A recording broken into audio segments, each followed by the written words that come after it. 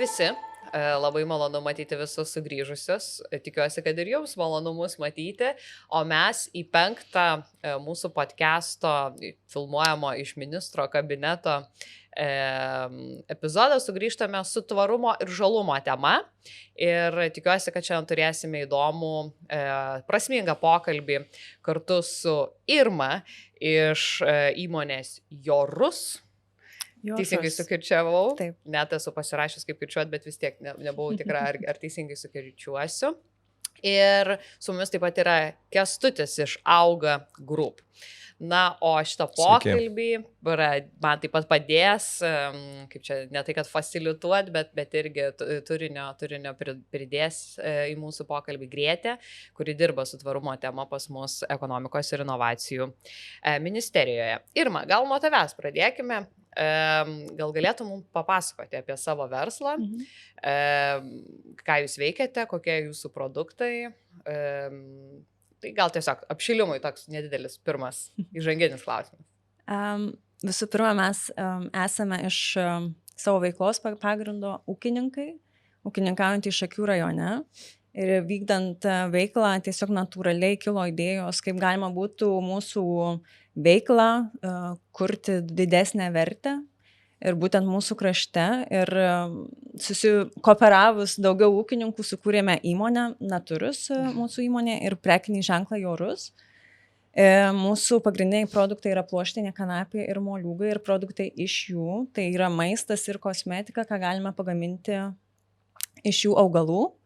Tai turime kanapių ir moliūgų sėklų aliejus, sėklas pačias, taip pat baltymus, kas yra, kaip sakyti, tokia rinkos ar ne, netrastas maistas dar pakol kas, taip pat tokių inovatyvių, gal produktų net Lietuvoje, ar ne, ir saldumynus iš pluoštinių kanapių ir moliūgų, taip pat kosmetika su kanabidijoliu ir ekstraktus. Tai tokia pagrindas mūsų veiklos. Bet iš to, ką girdžiu, tai kad produkcija yra daugiausia yra pluoštinė kanapė ir moliūgai. Taip, mūsų pati idėja buvo, kad gaminkime produktus iš to, ką mes galim patys susiauginti. Tai ūkininkavime iš tikrųjų auginame ir kviečius, ir apsus, ir cukrinius runkelius, bet niekad nekilo arba neturėjom tokios idėjos aiškios, ką galima būtų padaryti iš tų augalų, ar ne? Tai kai atsirado jo mūsų tame tarpe pluoštinė kanapė ir moliūgas, tai taip natūraliai tos idėjos vystėsi ir gimė tie produktai. Tai ir sakau, tas pagrindas, kad mes galime užtikrinti kokybę nuo sėklos, patys užauginti ir sukurti galutinį produktą, tai mums atrodė vertybė tiek mums, tiek ir galutiniam vartotojui. Supratau, apie tai dar pakalbėsime, apie tas visas grandines ir taip toliau. Kęstuti, Auga Group šiaip pristatinė dažniausiai jau nebereikia, bet vis tik tai kaip tu pristatytum savo kompaniją? Kaip aš pristatyčiau, tai pirmiausia, ministrė, matau, kad čia sukvietėt žemdirbius pas save ekonomikos ministeriją, nežinau, ar čia iš baimės yra, kad čia tie traktoriai jums žinių užblokuotų įvažiavimo, čia kažkaip, nežinau, kad čia... Pas mane jie nevažiuoja. Bet jeigu Augos traktorius atvažiuoja... Bet žemdirbiai pas ekonomikos ministeriją, jo, tai juokaujama, aišku, tai... Taip, ir mūsų pagrindinė veikla šiandien tai yra vis tiek žemės ūkio produkcija, gaminame labai daug visokiausių produktų.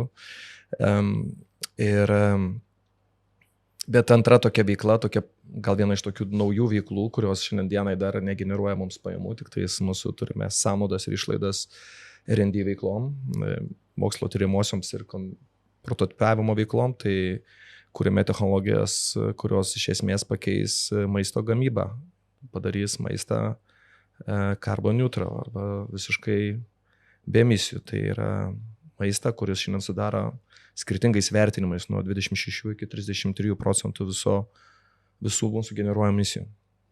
Tai čia tą mes ir užsiemam. Labai kukliai iš tikrųjų buvo prisistatyta. Aš kai Lietuvą pristatinėju, sakau, kad Lietuvoje yra pati tvariausia žemės ūkio bendrovė Europoje. Ar aš nemeluoju? Esam didžiausias ekologinis ūkis, tačiau net ir ekologiniai žemdirbystėje emisijos egzistuoja, nes tam tikros emisijos jos tiesiog natūraliai kyla iš tam tikrų procesų. Tarkim, reikia dirbti žemę, šiandien alternatyva yra dizelio traktoriai, tik tais dizelį nuvaromi ir ūkininkai rinktis nelabai ką ir turi. Tai mes sukūrėme traktorius, kuris važiuoja ant biometano ir elektros. o biometanai jau gaminame iš karvių mėšlo. Tik ir iš esmės tai 1/3 žemės ūkio emisijų yra būtent iš to. Tai šitą klausimą galime išspręsti technologijų pagalba, dar yra gyvulininkystės sukūrimos emisijos. Tam jau irgi beveik 4 metus dirbame prie mokslinio tokio darbo. Šiemet pavyko gauti rezultatus, kur sumažinama bent 1/3 šitas emisijas sumažino. Ir tam tikros kitos technologijos, čia nesiplėsiu labai, kurios leidžia visas kompleksas jų, leis padaryti maistą be kainos gamtai. Įspūdinga, bet aš galvoju dar, Grėtė, mums reikia apsibrėžti savokas. Ir tu padėk gal mums tą padaryti, nors čia, aišku, moksliukiška labai iš mano pusės. Gal podcast'e ir nebūtina apsibrėžti tų savokų, bet gal kartais ir reikalinga, nes, žinai, kai būna tvarumas, sako, ir mes čia kaip ir susirinkom su žemės ūkio kompanijom inovatyviom pakalbėti apie tvarumą. Bet kai kalbam apie tvarumą, tai labai dažnai ten įeina ne tik aplinkosauga ir klimatas, ar ne, bet ir žmogaus teisės plačiausia prasme. Gal tu gali truputį sukoncentruoti, kaip čia ekonominiu požiūriu ta tvarumo strategija atrodo. Mes šiaip labai daug, galiu pasakyti žiūrovam, apsikuopę nuo krizių, pradėjome tvarumo failą, ne tai kad nagrinėti, bet tiesą sakant pokyčių siekti. Ir žiedinėje ekonomikoje, ir maisto švaistimo klausimų, ir pramonės žalinimo ir taip toliau. Tai ar čia tvarumas ar ne? Ir prašau. Tai aš gal taip įvedant nuo Obama yra sakęs dar kaip prezidentas, kad mes esam pirma karta, kuri pajaus klimato padarinius kaitos ir paskutinė karta, kuri ką nors gali tai padaryti. Iš tikrųjų, tie procesai yra labai greitai vykstantis ir ką Kęstutis, jeigu apsibrėžiam savokas ar ne, tai vienareikšmiškai didžiausia bėda, ką mes ir ką visos valstybės Paryžiaus susitarimu įsipareigojo daryti, ar ne, kur yra didžiausia bėda, tai išmetamosios dujos. Ką Kęstutis ir minėjo, ar ne, kiek tų dujų per 22 metais pasaulyje buvo išmesta į atmosferą 54 milijardai metrinių tonų visų kenksmingų dujų. Ar tai yra daug? Nežinau, man atrodo, dauguma žmonių net neįsivaizduoja, kas yra, kokio dydžio tas yra skaičius, ar ne, bet man labai patinka suvokti vis tiek tą prasme, ar ne, ką mes darom ir koks pokytį aš galiu sukurti. Man labai patinka Gateso Bilo toks pamastymas. Jisai sako, kad reiktų kiekvieną pokytį, kurį mes kuriam, įsivardinti procentaliai nuo to 54 milijardų tonų. Taip, pavyzdžiui, Europos tokia yra apyvartinių taršos leidimų sistema, kažkuriais metais paskelbė, kad aviacija sutaupė, būtent naudojant šitą sistemą, 17 milijonų tonų išmetamųjų dujų. Atrodo, milžiniškas kiekis, ar ne? Wow, super. Bet kai paverti nuo 54 milijardų, tai net 1% nesiekia. Tai vat, man atrodo, kai kalbam apie tvarumą, mažesnį poveikį, labai svarbu įsivertinti bendrąją procento dalimi, koks yra tas pokytis. Jeigu kalbant šiaip bendrai tvarumas, ar ne, tu šneka, tu sakai, tai man atrodo, kad galima, tvarumas yra, ūkinė veikla, ar ne, žmogaus be taršos gamtai, ar ne, tai gali tvarus būti nuo labai mažų dalykų, praktiškai labai horizontalus dalykas, gali būti namie, kaip su šiukšlėm elgiesi, ar ne, kaip važiuoji, ką valgai.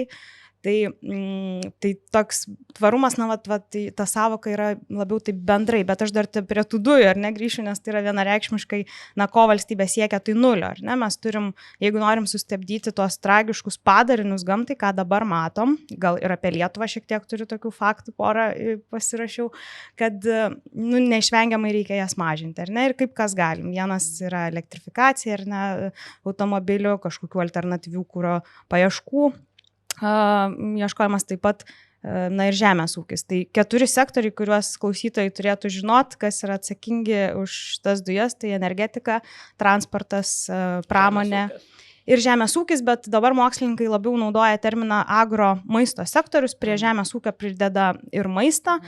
Ir iš esmės, trečdalis, maždaug po 30%, šiek tiek ten virš 20%, šitie sektoriai sugeneruoja. Tai faktas, kad mums reikia tų pokyčių, ar ne, jie yra labai dideli.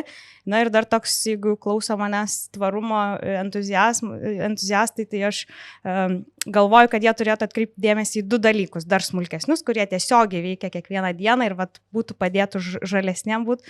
Tai yra maisto švaistimas, nes trečdalis maisto viso pagaminto yra iššvaistoma, tai įsivaizduokit, kad reikėjo suart žemę ar ne, pagaminti, užauginti produktą, jį sufasuoti ar pristatyti parduotuvę ir galiausiai tas maistas tiesiog nukeliavo, nepasiekę savo tikslo, ar ne, nevirto žmogui energiją ir maistingo medžiagom, tiesiog, mes sukūrėm, iššvaistėm žemės resursus.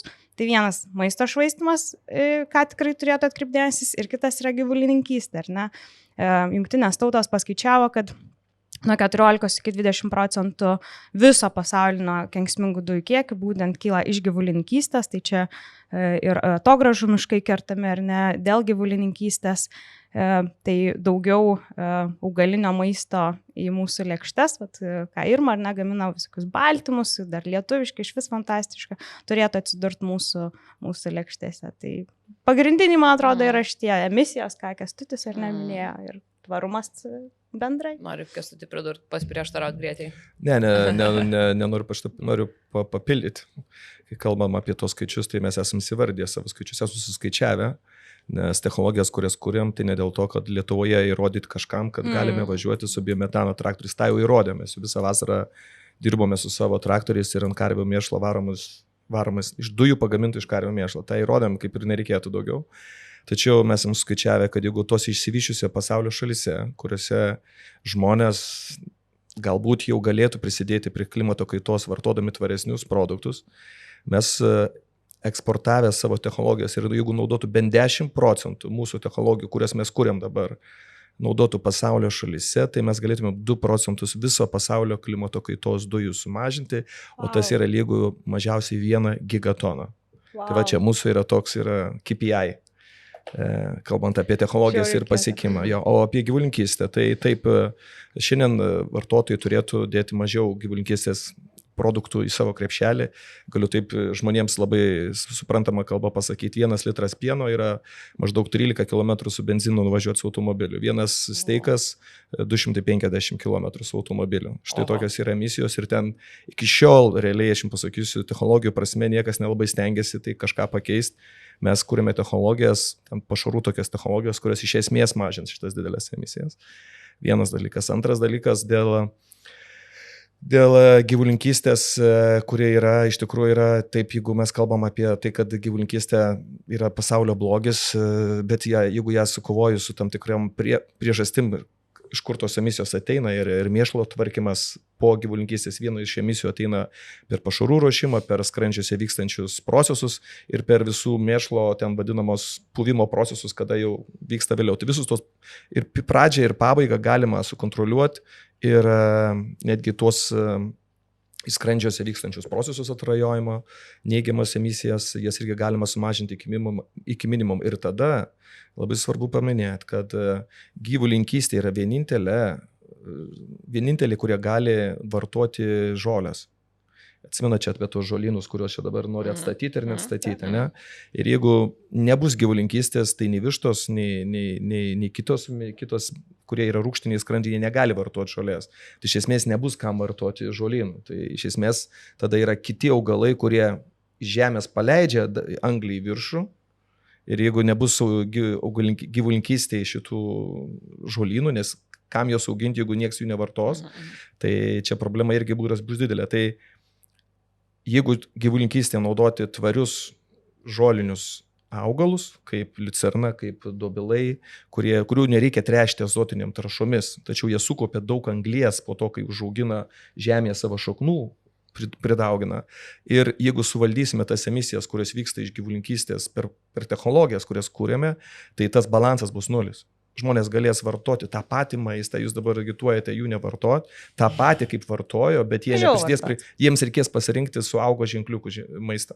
Vakar reikės vienintelį dalyką ateiti ir išsirinkti su augo ženkliukų. Čia Kęstutis pažėrė iš tikrųjų labai daug idėjų, daug darbo laukia tavęs, dar auga kompanijoje, bet net tiesą sakant, neapsisprendžiu, nuo kurios vietos čia follow upint ir paklaus, bet galvoju, gal nuo to pakalbėkim, jau Kęstutis 2 kartus užsiminė apie tą tikrai nerealų dalyką, tai traktorių. Aš tik tai, kas žiūrite, pasakysiu, buvau to traktoriaus pristatyme. Tai jeigu manote, ypatingai gal miestiečiai, kad traktorius, kas čia tokio, kaimas. Tai žinokite, kad traktorių įmanoma pristatyti kaip iPhone'ą. Ir taip pat įspūdingai ir pats traktorius yra šiaip įspūdingas išradimas, nes kai čia metano dujom, kasetėm varomas, tai ką tai reiškia, paprastai žodžiais tariant, tai karvių bezdalais varomas traktorius ir auga išrado tokį dalyką. Tai jeigu tai yra taršos šaltinis ar ne, tai lietuvių kompanija, darydama mokslinius tyrimus, nukreipia tai į kurą. Ir dabar jau 2-3 traktoriai važiuoja, ar kaip? Gal truputį tą vietą papasakok truputėlį ir ką toliau darysim, koks skeilas yra. Ne, ar dar tyrėt, ar jau dabar kažkaip jau į gamybą paleisit į valstijas ir panašiai? Jo, valstijas, gal Lietuvoje galėsim kažką daryti, čia ir priklauso truputėlį. Tai jau gal važiuoja Šakių rajone, beje. Dar ne. Bet Šakiuose. Panevėžio rajone. Bet buvo Marijampolė ir Šakiuose, man atrodo, tas traktorius, ne? Ne, jis buvo Panevėžio rajone, visada nebuvom. Buvo pats pirmasis buvo kaip tik Želsvelėje. Pirmas, kur garaže buvo surinktas, ne gamykloje, tai jis buvo taip surinktas bendrovės dirbtuvėse Želsvelėje, Marijampolės rajone, tas pats pirmasis mūsų toks prototipas, o dabar mes pagaminam gamyklinės 3 versijas praeitų metų pavasarį, kuris ir pristatėme. Ir šią vasarą dirbome jau ant biometano laukuose, testavome, bandėme visos technologijas, visus mazgus, tie, kurie nebuvo patvarūs, keitėme naujais, nes tai yra tikslas ištestuoti natūraliomis sąlygomis, ne? Tai žinoma, sakysim, mes kaip žemės ūkio kompanija, kurie iš savo lėšų sukūrėme technologijas ir jas toliau vysim, tarp kitko negavom jokios programose, negalėjom dalyvauti, nes nėra tokių programų Lietuvoje, kur gali dalyvauti kažkokie nors gabalėlį gauti dėl to, kad tu darai kažkokį bendrą gėrį visam pasauliui. Čia tiesiog. Tai už savo lėšą sukūrėm tos traktorius ir jeigu norime tą industriją Lietuvoje sukurti industriją, nes padaryti porą tai nėra sudėtinga, bet padaryti gamyklą, kurioje būtų galima rinkti serijomis ir batch, tai serijomis mes galėsime gaminti tada, kad bus tam tikri resursai irgi dedikuoti šitam. Mes kaip žemės ūkio įmonė negalime pasaulį išgelbėti su savo kapitalu ir savo lėšomis, nes ir taip esam padarę labai daug, aš manau. Tai koks kitas žingsnis traktoriui? Traktoriai mes turime, mes turime iš tikrųjų ne tik šitą, bet ir mes turime mažesnį traktorių, kurį pristatysim šį pavasarį. Tie 2 traktoriai kartu, jie galės nudirbti visus žemės ūkio darbus, skaitant ir žolės pjovimą ir grėbimą, nes tas didysis traktorius skirtas tik tais patiems sunkiausiam darbam. Ne? Tai jis bus mažesnis, bus pilnai elektrinis, be biometano gamybos, nes ten nėra kur padėti šitų balionų. Tai norime Lietuvoje sukurti, jeigu bus galima ir bus galimybė Lietuvoje gauti tam tikrą finansavimą, tai norime sukurti šitą industriją, kurią keliausim į pasaulį su gaminiais. Ne tik Lietuvoje. Aišku, Lietuvoje pirmiausia tai bus, kaip ir pirmiausia bus pradėti naudoti ir, kaip sakyti, 25% Lietuvos ūkininkų per dalymosi platformą turės prieigą prie tvarių technologijų, tada, kada tie pirmieji traktoriai bus pagaminti ir išvažiuos į laukus. Tai nėra pasaulyje šalies, kurie ūkininkas galės nuspręsti, kad aš noriu dirbti tvariau ir galės gauti šitą technologiją vieno piršto paspaudimu paspaudus Enter. Čia bus toks kaip boltas ūkininkų traktorių, toks dalymosi ekonomikos pagrindu veikiantis sprendimas. Taip, tai iš tikrųjų Mes, kurdami technologijas, galvojame, kaip jos veiks ir produkcijos savikaina. Nes jeigu technologija bus, sakykime, neefektyvi ir kaštai bus dideli naudojimuose, tai tiesiogiai neturi ateities. Nes kol kas vartotojai mokėti papildomai už tai, kad tie produktai tvaresni ir kažkokie kainos priedai jie nepasiryžę kol kas. Ne? Tai kažkurioje vietoje tai tik per efektyvumą galima tą išlošti. Tai traktoriai, kuriuos mes gaminame ir technologijas, kurias gaminame, jos turi būti super efektyvios, kad ir šiek tiek brangesnės, nes vis tiek tvaresni produktai nebus technologinė prasme pigesni. Jeigu būtų pigesni, John Deere būtų jau senai padaręs, nes viską daro tam, kad uždirbtų daugiau pinigų. Tai jei technologijos bus naudojamas dalymosi principu, kada vienas traktorius, toks kaip mūsų didysis traktorius, jis gali kokį 40 ūkininkų, nedidelių ūkininkų žemę apdirbti vienas. Tai negali būti kiekvienas traktorius toks stovėti kiekvienam kieme, nes tai yra ir netvaru, nes gamybos proceso metu vėlgi sugeneruojamas daug emisijų. Gaminti, lieti metalą, plastiką, bet ką, viskas kainuoja irgi emisijų. Todėl jeigu yra kažkoks pagamintas įrenginys, jį reikia naudoti kuo daugiau, tada tas įrenginys atsipirks emisijų prasme, ne tik kapitalo prasme, tai emisijų greičiau. Tai mūsų būdas, kaip mes norime papulti pasaulį per dalymosi ekonomiką sukurti kaimuose. Tai čia yra ne tik traktoriai, bet ir būdas, kaip pasieks vartotojus arba ūkininkus, yra visiškai kitoks negu pasaulyje yra priimtas. Ir manome, kad su tvarumu ūkininkai galės uždirbti daugiau, ypač mažieji ūkininkai. Ir tas, jūs pradėjot kalbėti apie ESG, Environmental Social Governance. Tai environmental, tai mes sukursime tvarumą tam, kad pasauliui, bet social, tai mažieji ūkininkai galės uždirbti daugiau, jeigu pasirinks tvaresnės praktikas.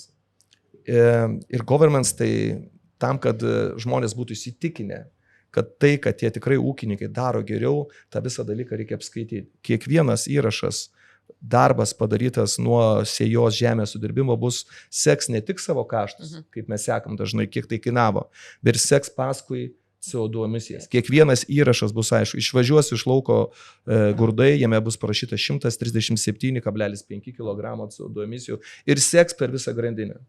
Ir visam pasaulyje tas judėjimas, kad reikia keistis ir eiti carbon neutral arba carbon zero, jis yra. Didžiosios pasaulio korporacijos kaip Nestlé, kaip didžiosios, jos pareiškis, kad turime pasiekti neutralumą klimato požiūrį, ten 2050, 2040, bet 70% jų emisijų yra būtent žemės ūkio produktai. Tai jeigu jie negali niekaip tapti neutraliais, jeigu negaus šitų produktų iš žemdirbių. Manau, vieną dieną jie tikrai alokuos savo didžiulius kapitalus ir resursus, mokėdami žemdirbiams kažkokią tai galbūt didesnę papildomą vertę už tvariau pagamintus produktus. Ir štai, kur mūsų ateityje bus kažkur auga tada to vietoje ir sugebės rasti savo komercinį aspektą. Skamba kaip game changeris šiaip sprendimas. Ir matyt, norisi, kad kuo daugiau žmonių pasaulyje sužinotų apie tai, kas iš Lietuvos ateina. Dabar trumpam, gal ar nežinau, ar ilgam, pakalbėkime apie Irma tavo verslą. Ir jūsų kompanija yra kitokia, tai yra nedidelis verslas, nežinau, ar tai yra šeimos verslas. Pagrindė taip. Tai ir užsiemate tokia sritimi, kanapėmis, kuri Lietuvoje dažnai generuoja tam tikrą papildomą turinį, švelniai tariant. Dėmesį ir gal nuo to ir pradėkim, nes čia toks kaip ir visą laiką būna drambliukas kambarį.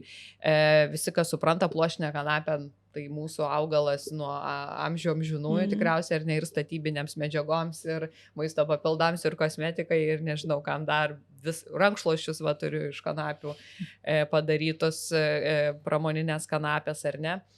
Tai kaip jūs sugalvojate iš vis čia pasukti? Gal ir taip pat apie tą tvarumo aspektą, ką tu minėjai. Nežinau, ar tai yra tvaru, gal tai yra tvaru, ar ne, kad jūs nuo sėklos iki jau to kosmetikos ar maisto buteliuko, ar ne, visą tą grandinę turite. Jo, tai gal pradėkim ir paskui perėsim prie rimtesnių dar klausimų. Taip, pluoštinė kanapė savyje tikrai turi daug dėmesio savo, nors iš tikrųjų nepelnyta ir nežinau, kada nutrūko ta grandinė, ar ne jos auginimo ir naudojimo, sovietmečių galbūt, nes tarkim buvom Prahoje konferencijoje ir buvo pranešimas, ar ne visiškai iš kitur, kaip sakyt, ir buvo pristatyta, kaip į Lietuvą atvykdavo Nyderlandų pirkliai arba ūkininkai konsultuotis pluoštinės kanapės auginimo ten būdais ar jos apdorojimu. Tai, kaip sakyt, ta šaknis tikrai turėjo senas, bet kažkada, sakau, nutrūko. Tai mes jas bandome atgaivinti. Pradėjome domėtis kanapę būtent mes 2019 metais. Gavome pasiūlymą iš vienos įmonės kartu pradėti savo veiklą. Ir tuo pasiūlymu pasinaudojome. Tada skūrime ir savo, kaip sakyt, papildantį verslą. Pluoštinė kanapė iš savęs yra tvarus produktas. Tikrai irgi turėtų daugiau dėmesio tam būti skiriama, nei kad jo bijoti dėl kažkokių tai ir ne aspektų, nes užaugti jai yra labai sunaudojama mažai vandens, ten lyginant su kitais ar ne augalais, taip pat CO2 emisijos, kiek jis suvartoja augdama CO2, tai tarkim, jeigu pasitelkiant technologiją kaip auga grupė ar ne turi ir auginant pluoštinę kanapę, tai čia galima būtų ne zero daryti, o išeiti į pliusą. Taip, nes ji iš savęs, kaip sakyti, augant sunaudoja CO2 labai daug.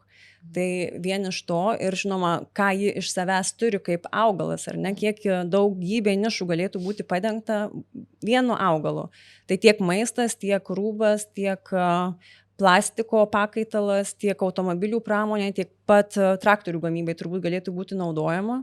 Žinoma, tam reikalingos investicijos, nes tarkim, šiuo metu mes gaminame maistą, kosmetiką, ką dar galime ar ne savom lėšom savo galvą padaryti, bet mintyse tikrai yra, kad tai yra neišnaudotas potencialas. Kanapė taip pat, ar teisingai suprantu, kad auga nederlingose žemėse? Taip. Ir iš esmės... Dabar mes auginam kanapės, kaip minėjau, nuo 2019 metų, tai kiekvieni metai yra skirtingi ir kiekvieni metai parodo dar naujus aspektus, bet būna kaip įprastam augalui, atrodo, turėjo būti idealios sąlygos ir blogai užauga, tarkim. Tai taip, tai ji savyje, tarkim, dar apie tvarumą ar nekalbant, tai jai nereikalinga nei kažkokie žemės tręšimas, nei kažkokios augalų apsauga, ar ne, iš savęs ekologiška. Tiesiog tu ją pasėjai ir jinai auga. Taip, jie auga, nieko nereikia, jokio įvažiavimo į laukus ir tada tik tai nuvažiuoja nusiimti derliaus. Tai tikrai dar su augalų inspekcija atvažiuoja pasižiūrėti, kiek THC. THC, taip, tyrimus, tai jau tenai jų atskiras yra metodas, kaip praeiti kanapę skersai išilgai ir surinkti mėginius, kas yra, patikėkit, labai sunku. Tai taip. Bet tai ir viskas, ar ne? Užsėji, auga. Žinoma, jos užsėjimas, viskas kaip ir gerai, ar ne, nuėmimas truputį sudėtingas ir žemės įdirbimas po to yra sudėtingas. Tai gal šitą vietą derlių. Nes kanapė pluošta. Nelabai ką suprantu, bet nu, mes lietuviai kažkiek vis tiek suprantame. Kadangi yra pluoštinė kanapė, ji augina savyje pluoštą ar ne, ir mūsų įprasta technika ar įprasti metodai gali ne visada suveikti. Technika net ir užsidega laukuose, kai reikalinga nuimti, tarkim, tas pluoštas pradeda verptis. Taip. Kodėl jums atrodo, kad ūkininkus, kurie užsiema pluoštiniam kanapėm, dalis žmonių laiko su narkotikų industrijos susijusiais žmonėmis? Čia nežinau, net ir lietuvių kalboje turbūt pagrindas dar slypi, nes angliakalbėse šalyse yra hemp, pluoštinė kanapė, marihuana, jau narkotinė ir ta prasme ten yra labai aiški takoskyra. O Lietuvoje yra kanapė, toks bendras ir tada žmonėms labai dažnai kyla net, pavyzdžiui, pas mus mugėse, ar kai jau turim tą tokį kontaktą su žmogum ir sako, ar aš neapsvaigsiu nuo aliejaus, kanapių sėklų aliejaus. Tai dar tokie mitai, kaip sakyti, gyvuoja. Tai tu bandai edukuoti ir aiškinti, kad tai visai kitas augalas, ne tam skirtas. Mes, kai lankėmės vienoje įmonėje, Kėdainiuose pramoninės kanapės gavom dovanų rankšluosčių su Vytauto Mitalu. Jisai sakė, dabar bandysiu jį surūkyti. Aišku, tokie juokai nepadeda šviesti visuomenės, bet čia gal jau tiems, kurie skiria.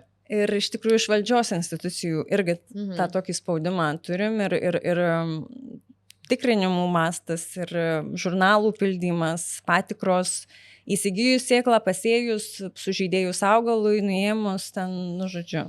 Tai tikrai toksai yra didelis iš institucijų ir įstatymų, žinoma. Taip. Neužbaigimas arba neapsisprendimas, kuria linkme einam, tai iš tikrųjų verslui nepadeda. Aš kaip tikra politikė pasakysiu, mes šiaip pasiruošę esame įstatymų pakeitimus. Aš nežinau, kaip jiems seksis Seime, bet planuoju įtraukti ir kaimo reikalų komitetą, kas visada Lietuvos Respublikos Seime yra sėkmės garantas. Tai jeigu jie bus kaip on board ar prisidės prie tų įstatymų, būtent kas liečia pluoštinės kanapės čia ne apdirbimą, gal panaudojimą, tai tikiuosi, kad dar pavyks dar daugiau aiškumo įvesti ir čia pavasario sesijoje to imtumėmės. Mes, kai, nežinau, ir Grėtė, ir tu gal atsimeni, kai važiavome ir važiuojame per įmonės, ypatingai gal ir, biotechnologijų, čia, nežinau, ar jūs save beje laikote biotechnologais ar ne? Taip, tikrai neįsivardinę dar esam, bet galbūt, kaip sakyti, prasme. Kai važiuojam per panašias įmonės, tai kartais girdim tų pasakojimų, kad atvažiavo žmonės su ginklais ir ten, kažkaip suprantu, yra vis tiek seifuose kažkaip laikomi tie ar samplai, ar kažkas tokio, ten yra specialios saugyklos, specialūs reikalavimai. Tai, savo, mes jaučiamės kartais kaip kokie, tikrai, kriminalinės tokios lauko veikėjai, ir tas ateina iš valdžios institucijų. Man tai yra labai apmaudu visada girdėti, kaip kabineto vyriausybės nariai, nes atrodo ir tiek daug dirbam su tuo verslo reguliavimo, draugiškumu ir panašiai. Ir vis tiek dar to jaučiasi, nežinau, ar jūs esate su tuo susidūrę ar ne? Asmeniškai, kad atvažiuotų pajėgos ar ne pas mus, tai tikrai taip nesam, bet pas kolegas yra buvę to, kad patikrinimai didelį įvykę, bet mes kaip iš savo verslo, tai stengiamės, tarkim, ir net kuriant patalpas, ar ne, mes kelis kartus kvietėmės valdžios institucijas parodyti, kaip mes, ką mes planuojame, ką mes čia darysime, kaip dirbame. Tada jau, kai įsikūrėme, taip pat kelis kartus kvietėme skirtingų institucijų supažindinti su savo veikla, verslu, su tom problemom, ką mes patiriam, ir galva dėl to, kaip sakyti, mus žino kaip verslą, ir dėl to išvengiam kažkokių tokių, ir stengiamės kuo įmanoma skaidriau ir aiškiau tą savo verslo idėją pateikti. Ir stengiamės, žinoma, vykdyti visus reikalavimus, kurie yra mums keliami. Tai va toksai. Aš galvoju, gal apie maisto švaistimą truputį reikia dar mums paliesti, čia taip labai prabėgę esam. Jeigu nieko prieš, mes čia priėmėm tokį įstatymo projektą, kuris leidžia prekybos centram ilgiau pardavinėti maisto produktus iš bakalėjos. Tiesa, nežinau, ar, pavyzdžiui, Augos produktų ten būtų, tikriausiai ne, nes pievagrybiai yra miltai prie gendančių. Tikriausiai nebūtų. Gal miltai, nežinau, ar jūs miltus turit? Turim. Tai miltai būtų tada. Bet čia irgi buvo toks, pasidalinsiu keletą tokių minčių. Tikslas buvo toks paprastas. Pasižiūrėjom į statistiką, kaip lietuviai daugiausiai po rumunų išleidžia maistui, šeimos ūkio biudžeto, ir pasižiūrėjome, kad aukščiau negu ES vidurkis išmetam to maisto. 141 kg per žmogų per metus. Tai nežinau, net kaip čia įsivaizduoti, kilogramus galim įsivaizduoti, čia kai gigatonas pradeda sakyti, tai aš neįsivaizduoju vizualiai, kaip tai atrodo, kilogramus galima ar ne įsivaizduoti. Tai prisiperkam, ištrenkiam į šiukšlyną, o Lietkalnio viršūnė, tai vis tik tai yra ne po vandeniu, yra visa tai, apie ką Kęstutis kalbėjo, ar ne, kiek kokių resursų reikėjo tam maistui pagaminti, užauginti ir taip toliau. Tai aš galvoju, čia matyti, toks sveiko balanso reikia ir visų inovacijų žemės ūkyje jį kaip tvaresnę ūkinę veiklą ar neorganizuojant, bet kita vertus ir vartojant atsakingai. Grietė, ar tau dar sako kas nors, kad tu nori nunuodyti žmonės, kai ilgiau leisim dabar pardavinėti maistą? Man vis dar sako. Deja, man irgi. Bet juk mes to nenorime. Tai aišku, kad tai niekaip nesusiję ir man atrodo šitas projektas šiek tiek ir gimė, ar ne, kai mes galvojom su komanda apie jį, tai apie tą klaidingą ženklinimą, tai kalba visa Europa, ar ne, kad žmonės net Europos Sąjungoje galioja 2 ženklinimai, tinka iki ir geriausias iki. Ir vieni produktai ženklinami tinka iki tie, kurie yra būtent apie saugą, ar ne, kai jie jau baigėsi tinka iki, tai viskas, produktas būna nebesaugus vartoti. Bet kitaip yra su tais geriausiai iki produktais, kurie yra ilgai negendantis ir tas geriausia iki net ir patys žodžiai, ir nesako, kad jis yra tiesiog maksimaliai geras iki tos datos, išlaiko visas skoninės, kvapio savybės ir panašiai, bet kai baigėsi tas terminas, dalis produktų dar tikrai labai ilgai būna tinkami vartoti. Tai čia lietuviai neišskirtiniai, maišomės tas datas ir kai pamatom pasibaigusi, ten kažkokį geriausiai iki kartais ir išmetam tą produktą net neįvertinę jo savybių. Tai mūsų tas projektas, kurį priėmė Seimas, aušrinės, labai geras projektas, atspindi tokią ir vakarietišką gal madą, šiek tiek 12 Europos valstybių taiko tokią pat praktiką, leisti parduoti ilgiau tokius produktus. Tai čia galbūt ne tiek faktas, kiek ten nupirks po to, ar ne, bet tas keitimas mąstysenos, kad vertinkim tas datas skirtingai, ar ne, kad vertinkim produktus, nes jiem reikalingi buvo resursai ir neišmeskim. Ir pavyzdžiui, galbūt šitas projektas ir Lietuvoje atsiras toks pašalinis reiškinys, ar ne, kaip specializuotos parduotuvės, kaip, pavyzdžiui, yra Prancūzijoje, kur yra visa parduotuvė, vien tik tai iš pasibaigusių geriausiai iki produktų, tai dažniausiai, aišku, yra orientuota vien tik apie žalumą ir tvarumą ir tą pigesnį produktą, ar ne, nes jis būna su sumažinta kaina. Tai man atrodo labai geras sprendimas Seimui buvo jį priimti. Lietuvai tikrai bus naudos. Pažiūrėsim, kiek prekybos centrų prisijungs, kol kas 2 prisijungia, bet regionuose tai yra aktualiausia. Tai nežinau, miltai matyt, o jūs į prekybos tinklus patenkate? Ne, mes pakol kas butikinis produktas. Esame Europoje truputį kaip Amazon tinkle, tai jeigu galima taip tinklai užskaityti, bet esmė, kad su produktų ar negaliojimu, tai turbūt reikėtų pirmą šviesti vartotojus, kas, kaip minėjau, ar negeriausia iki, ar tinka iki, koks skirtumas ir kaip galėtų gal patys įsivertinti. Ką iš savo pusės darome, tai mūsų pagrindė visi produktai galioja metus. Bet dabar ką darome, tai tyriame, kaip sakyti, jų maistingumą, laikome mėginius, pertyrime vėl. O tai kas iš tų maisto produktų? Aliejus, pavyzdžiui, ar ne? Taip, sėklos, baltymai, kosmetikos, žinoma, kaip sakyti, maisto gal ne. Tai toks yra bendras jūsų nusistatymas metus, bet tyrėte kaip toliau? Taip, kaip, tarkim, po metų, ar ne, turime mėginius, ar ne, po metų laiko, kokios jos yra maistinės savybės, peroksidai, rūgštys ir taip toliau.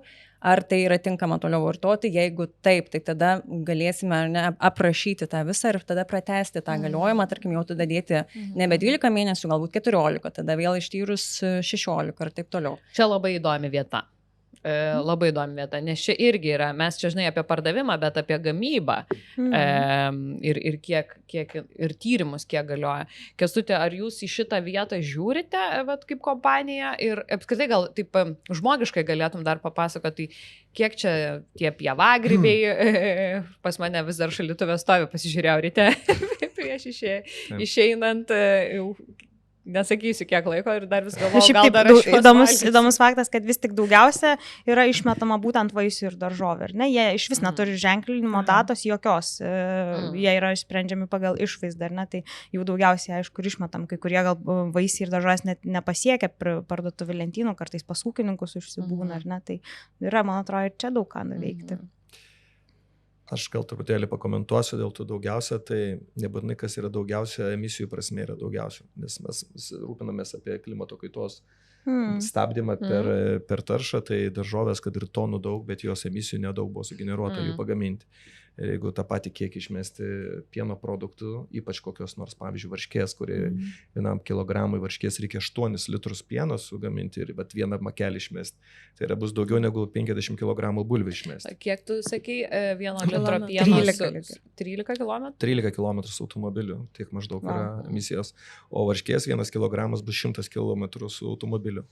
Tai vieną kilogramą varškės išmesti, įsivaizduokit, koks yra kaip nuo nuostolis. Zujūno iki Naujano. Įsivaizduokit, aš pats augęs varškė, supakuota didelėm pakuotėmis, buvom išvažiavę atostogauti, grįžau ir žiūriu, kad pasibaigus įgaliojimas buvo 3 savaitės. Atsidariau, galvojau, jau čia pažiūrėsiu, kas čia yra ir iš tikrųjų nebuvo jokio papildomo kvapo ir aš normaliai suvartojom ir tikrai nebuvo jokių... Tas labai svarbu. Nes iš tikrųjų mes žmonės ir ar ten varškėtai nėra parūgštėję, tai yra tie patys raugai, jie tas jau tampasi labiau iniciatyvus, ta prasme, jauti iš skonio, kad ten yra kad kažkas. Tai iš tikrųjų, tai produktai, pieno produktai ypatingai, tai yra iš tikrųjų visi turi daug ilgesnį galiojimą, negu yra iš tikrųjų parašyti ant pakuotės, nes ant pakuotės viskas turi būti 100%, kad kas buvus visom situacijom esam pirmašiai. Ir labai svarbu irgi yra, kokia kokybė ateina žaliavos, nes jeigu žaliavos kokybė ateina iš pieno ūkio su mažai bakterijų, labai švariai ir iš karto gaminama čia ir vietoj. Yra daug prekybos tinklų, kurie vežasi daug iš užsienio ir, žinot, ir tų pačių pieno produktų. Tai jeigu gaminama yra vietoje ir su mažai bakterijų, tai pats produktas pagamintas, jis turi vėliau mažiau tų bakterijų dauginasi, nes kad ir ten temperatūrinis yra pasterizacija to pačio pieno, bet vis tiek mažiau pradžioje, mažiau yra pabaigoje, tai mažiau ir sugesti turiu galimybę. Tačiau dabar apie tą kiekį ir tos emisijų faktorius. Apie 15% yra klimato kaitos iš maisto grandinės, apie 15% sudaro maisto švaistimas. Tai prasme 15% iš visos maisto. Tai iš tų 15%, dabar paimsime 100% to viso švaistimo, tai 10% prekybos tinkluose, tik tai.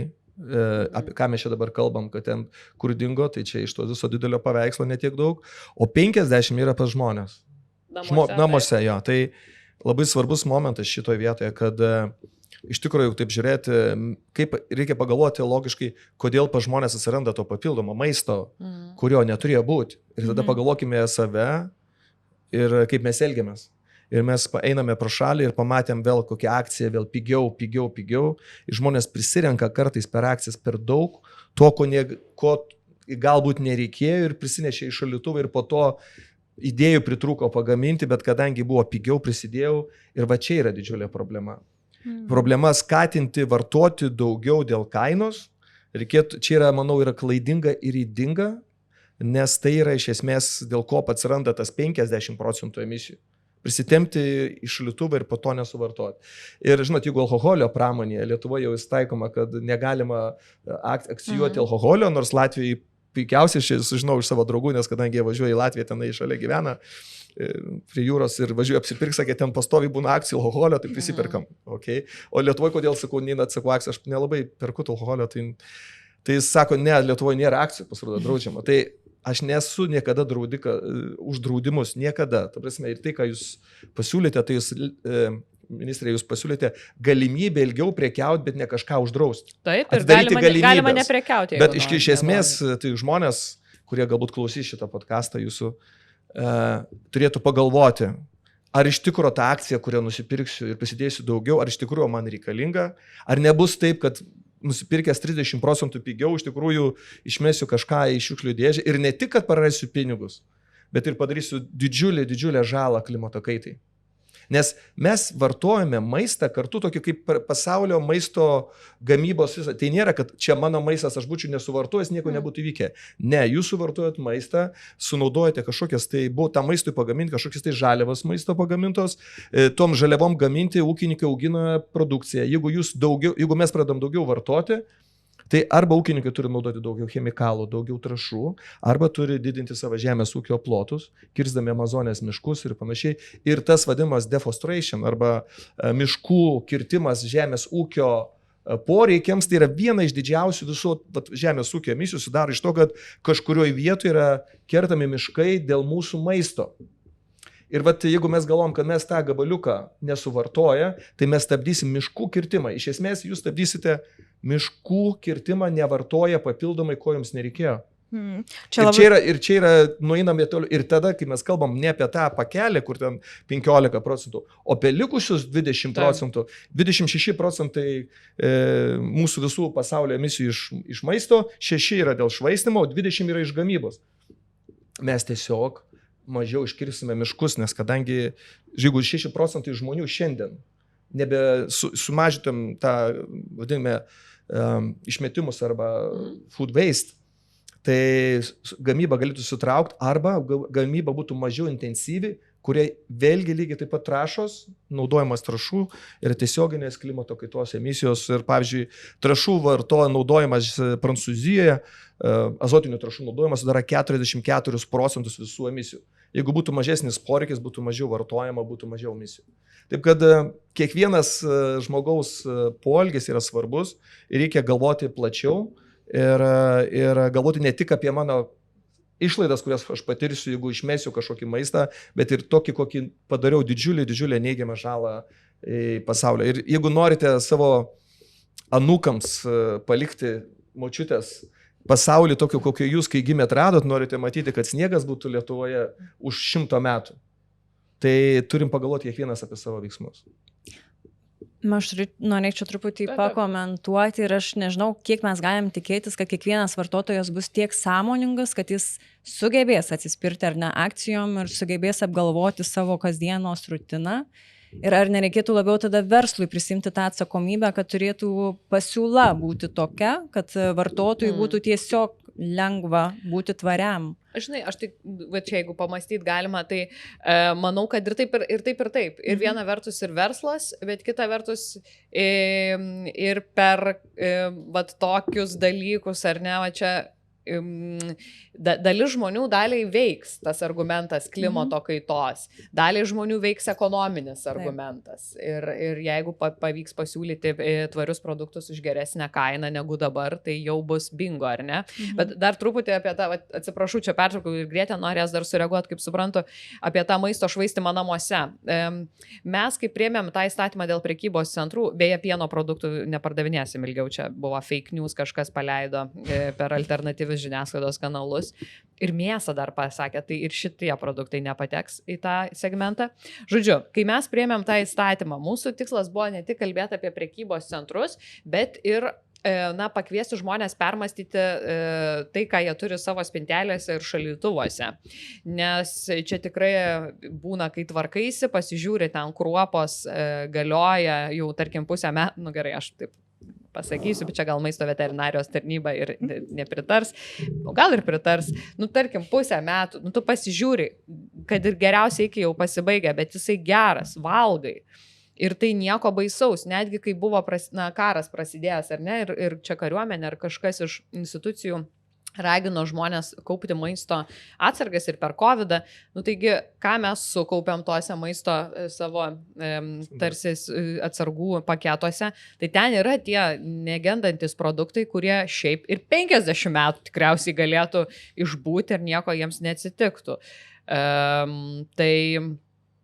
Tai va, reikia pasižiūrėti, gal ten visai geri dalykai dar, gal net ir mest nereikia. Grėtė, tu dar norėjai? Ne, prie Kęstučio gal norėjau dar pridėti prie tų tokių rinkodarinių ar kokių čia tų praktikų, bet, pavyzdžiui, kaip teko skaityti, kur dar čia galima, tai tas 2+1, ar ne, kai skatinami žmonės pirkti, perki vieną ar negauni 2, ar ten viskai tokios formulės labai prisideda prie to švaistimo, nes žmogui dažniausiai to nereikia, tai yra pamastymų, kad ten leisti prekybininkam kažkaip gal per ilgesnį laiką išskaidyti, gal ten kažkokį kuponą duoti, kur po to gali ateiti pasimti ant to vieno, tai yra visokių pamastymų, kaip tai keisti su laiku ar ne, o šiaip dar prisiminiau, kad, pavyzdžiui, jogurtas apie maisto švaistimą šiaip yra labai įdomios statistikos, tokių įdomių faktų, kam įdomu, galite įvesti Google, tikrai rasit, pavyzdžiui, apie jogurtą, ar ne, ten vos ne 70% jogurto yra net išmetamas net neatidarytų dangteliu, tai reiškia, kad žmonės pasižiūri ir viskas, o jogurtas, dažnai būna pridėta, ar ne, iš saldiklių kažkokių konservantų, jūs ten, bent jau įvertinti, ar ne, tas mūsų valstybinės maisto veterinarijos tarnybos rekomenduojamas 3 taisyklė, pamatyti, pauostyti, paragauti. Tai vat, gal Labai šitą... gera taisyklė, man Labai labai gera patinka.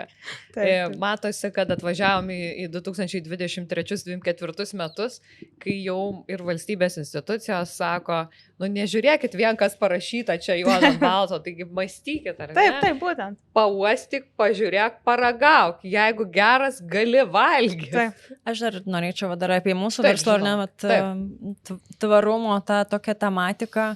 Tai tarkim, mes savo gamyboje, ar ne, stengiamės visą tą procesą padaryti be atliekų, ar ne. Ten, tarkim, mūsų kaip ir pagrindinis produktas yra kanapių sėkla arba moliūgų sėkla, ar ne. Tada įspausti aliejų, ten, tarkim, yra saiklytė mažesnė, tai įspaudžiama aliejų, arba tada iš spaudų pagaminti baltymus, tada baltymų gamyboje lieka miltai, acijos ir taip toliau, ir tą visą, kaip sakyti, turinį kanapės sėklos arba moliūgų sėklos padaryti į galutinių produktų, ir kad galutinėje gamybos stotelėje neliktų nieko. Bet ir labai dėkinga žaliava, ar ne? Taip.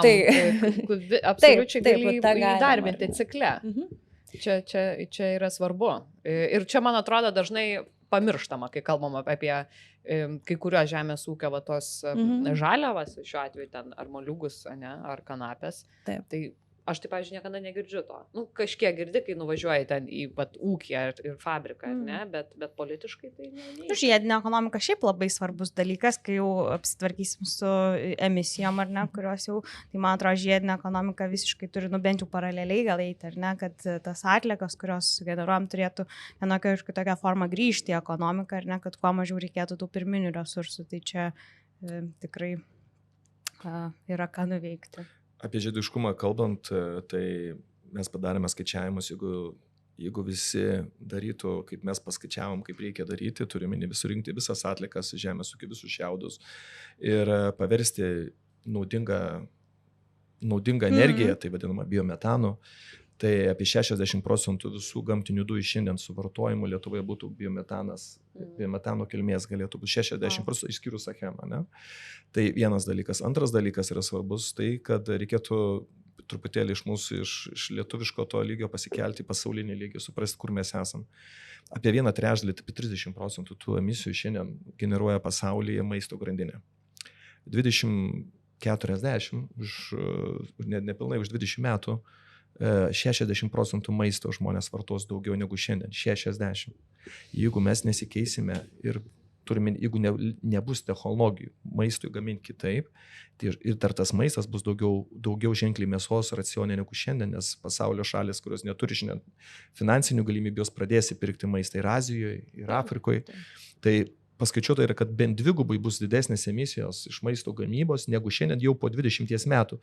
Tai šiandien yra 30, būtų 60%, įsivaizduokite, emisijų už 20 metų. Tai visos kitos industrijos, kaip energetikos, turbūt jau visi bus green energy visur. O kur maisto technologijos? Ir čia noriu pasakyti, kad mes turime unikalią galimybę Lietuvoje. Žemės ūkio šiaip istoriškai turim didžiulės tradicijas, ne šiaip su pakvietė 2 žemdirbius į pokalbį ministrė, nes ką be vis tiek susikerta su žemdirbėjais ir sakyta, tai iš 90% mūsų tautos gyveno kaime iki Antro pasaulinio karo, 90%. Tai ir visi turim šaknis iš ten kilusias. Kiekvienas žino, kaip ką daryti ir kaip bulves auginti. Čia nėra Lietuvoje tokių, kurie nežino. Tai noriu pasakyti, tai tikrai ne Vokietijai, ne kiekvienas žino. Tai noriu pasakyti, kad mes galime išnešti Lietuvoje, sukurti technologijas į pasaulį ir išspręsti klimato kaitą ir padėti pasauliui spręsti klimato kaitos problemas. Turim užkurti šitą technologijų industriją ir šito industrijos, kurios nėra, jeigu mes neįspėjom jų pagaminti tų, sakysim, saulės baterijų ten ir vėjo elektrinių, taip gaminam, žinau, ten Tauragiai gamina tas dalis komponentės. Tačiau galime tose industrijose, kurios ateities industrijos privalės būti, nes kitaip mes sudegsime savo temperatūrinių pokyčių, sudegsime ne tiesioginę žodžio prasme, bet per klimato pokyčius. Aš tik dar, kai galvoju apie besivystančias šalis, tas šalis, būtent, pavyzdžiui, Afrikoje ar ne, ar Azijoje, galbūt Latino Amerikoje, kaip atrodo žemės ūkis ten, ne? Ten yra kauptukas ir tu, ir daržė ten žmonės, žodžiu, dirba. Toks atrodytų tvaru. Bet apie ką Kęstutis kalba, ar ne, nu, gyvenimo kokybė gerėja, ten irgi auga ekonomikos, vartojimo bus daugiau. Kur yra matyti galimybė, tai yra padėti tom šalim, ir čia verslui milžiniška galimybė, nepereiti per tas visas stadijas, per kurias ėjo išsivysčiusios šalis, o tiesiog iš karto šokti į tvarų ūkininkavimą. Pavyzdžiui, kai teko būti praeitą vasarą Ruandoje, tai ten daug Izraelio investicijų yra būtent į food techo sektorių, nes jau mato, kad čia reikia nešti tas jau visai kitas advanced labiau technologijas ir neiti tais tom visom stadijom, na, kad turėsim ten kažkokį tradicinį žemės ūkį, kuris daug vartos ir nedaug emisijų išleis ir taip toliau. Čia, man atrodo, yra milžiniška galimybė ir tame tarpe ir Lietuvos verslams, kaip būna IT sprendimus, mes jau lietuviai siūlom visam pasauliu, kad, nu ką, iš su tais popieriais geriau iškart šokit prie digital sprendimų. Taip ir tai matyti ir su maistu, ir žemės ūkiu, ir food techu, nežinau, maisto technologijom. Tai jo, tai aš truputėlį paantrinsiu, bet Afrikoje pieno litras kainuoja emisijų prasme 3-4 kartus daugiau negu Europoje. Kuo yra mažiau įsivyščiusi pieno gamyba, tuo yra brangesnis, už litrų pieno brangesnė yra gamyba. Ir jeigu technologijų prasme, kur duotų didžiausią įtaką, duotų įtaką Afrikoje, bet ten nėra kam kol kas dar apmokėti šitas technologijas. Kai mes kalbam auga, kad mes norim skirti technologijas į pasaulį, tai į tas šalis, kurios galbūt jau su tvarumu susiję, sakom, mums jau vertėtų tą daryti, nes mums reikia kažką daryti ir keistis. Kol kas Afrikoje jie galvoja kitas problemas, sprendžia, kaip visi turėtų maisto, o ne kokios kilmės maisto. Bet taip, tai technologijų prasme yra, jeigu išsivyščios šalis jos pribrendo, kad galėtų jau pačios sumokėti už tvaresnės technologijas, tai Global South, kaip sakom, arba tos neišsivyščios šalis, tai jos iš esmės labai didelis būtų pokytis. 1 euro investuoto į gyvulinkystės technologijas, kokio ten Afrikos šalyse, duotų neįmanomai didžiulį rezultatą. Turiu minėję, kad kokį maždaug, aš galvočiau, taip 50 kartų daugiau duotų klimato kaitos stabdymo emisijų sumažinimo 1 euras investuotas, negu investuoti į elektromobilius Europos šalyse. Tikrai, tai tiesiog ateis matyti laikas ir tik tiek, kad man teko būti dabar klimato kaitos COP28 konferencijoje tarp 500 pasaulyje didžiausių įmonių vadovų ir filantropų organizacijų. Buvo toks atskiras renginys ir buvau pakviestas ir teko bendrauti su Gates fondo valdytoju. Ir kalbėjom, sakom, kad, žinot, technologijos, mes kūrėme technologijas pasauliui, Lietuvoje, mažoj šaly. Taip sako, bet mūsų fondas būtent einam į Global South, nes ten kiekvienas mūsų išleistas euras turi labai didžiulį pokytį, impact. Taip. Ir sako, nuostabu, ką jūs darote savo šalyje, bet jūs tikrai turite ir galimybių kreiptis dėl kažkokių tai ar pagalbos, ar ten kažkokių tai mechanizmų, nes tai yra Europos Sąjunga, tai yra Europos plėtros organizacija, išsivyščiusių šalių, galų esam šalia, bet ten, į Global South, ten iš tikrųjų yra didžiulė bėda. Ir čia toks buvo įdomus pokalbis, nes Gatesas sėdėjo scenoje tuo metu ir darė pristatymą ir atsisėdau šalia ir žmogus tiesiog pakalbino, nes jis šalia manęs buvo jų fondo vadovas. Tai tokia istorija. Tai noriu pasakyti, kad ministrė, noriu paklausti, ar mes Lietuvoje turėsim galimybės sukurti pasaulinės technologijas ir kažkaip tai ekonomikos ir inovacijų ministerija čia padarys kažką šitoj srityje. Gal čia papasakokit truputėlį, kas laukia artimiausiu laiku. Viskas, mano galios monopolis šitam podcast'e pasibaigė ir Kęstutis perėmė moderavimą. Žinoma, tai pirma priemonė, kurią tikriausiai gana svarbi ir didesniems matyti įmonėms aktuali, yra paskolos $1 milijardų eurų, kurias netrukus paleisime, galimybę naujai investuoti. O šiaip maisto srityje, man atrodo, čia yra daug galimybių, mes gal tiesiai nesam tie, kurie dirbam su maistu, žūmas daugiau tą daro, bet maisto technologijos yra bioteko mūsų bendros strategijos dalimi.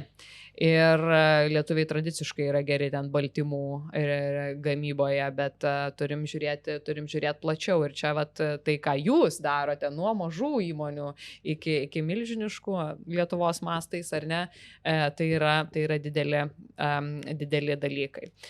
Tai ačiū labai dalyviams, ačiū šitą įkvepiantį pokalbį, tikiuosi, kaip ir man, taip ir jums buvo įdomu mūsų klausytis ir žiūrėti, ir susitiksime kitose tinklalaidėse visur, kur iš esmės gaunate tuos podcastus. Ar Spotify, ar iTunes, ar YouTube ir visur. Galite pasižiūrėti, pasiklausyti ir duokit feedbacko, kas dar būtų įdomu, galėsim irgi padaryti kitų epizodų. Ačiū.